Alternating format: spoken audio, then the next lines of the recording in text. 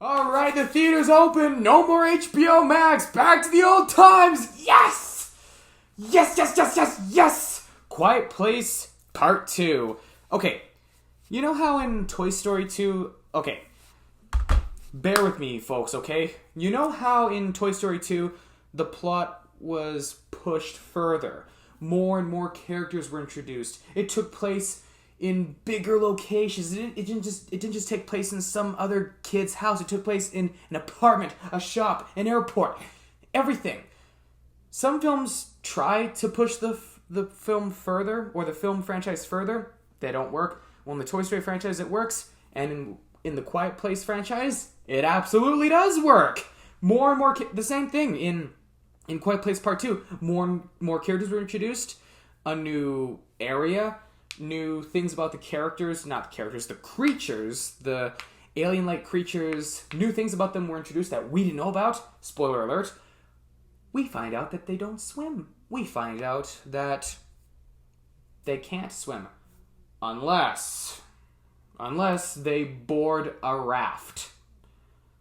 It doesn't have to be like the one in Castaway. It could also be a raft like an abandoned boat, a hollow log, and they can balance. They're pretty flexible critters.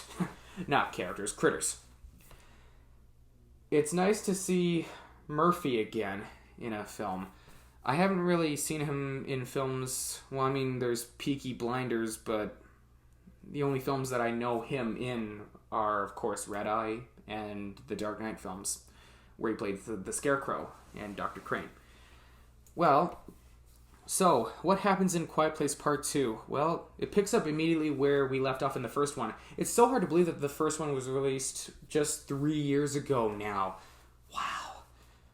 Interestingly enough, when the film started, when the film was just about to start, it began with an introduction from director John Krasinski, who is currently married to actress Emily Blunt.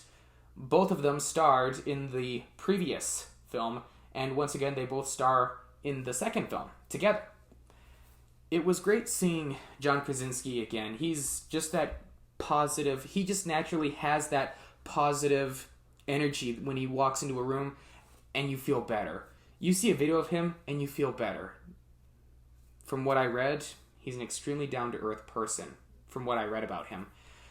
Anyways, moving on to the story, we meet a new character played by Murphy, and we also meet another character played by Jimin Hunsu.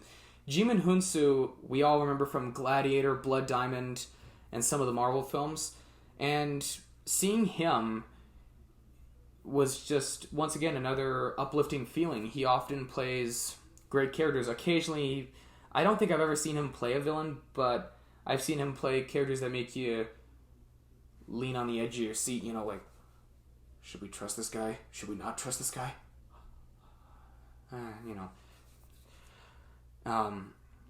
Great acting, but the actor that I was really impressed with, it was Millicent Simmons.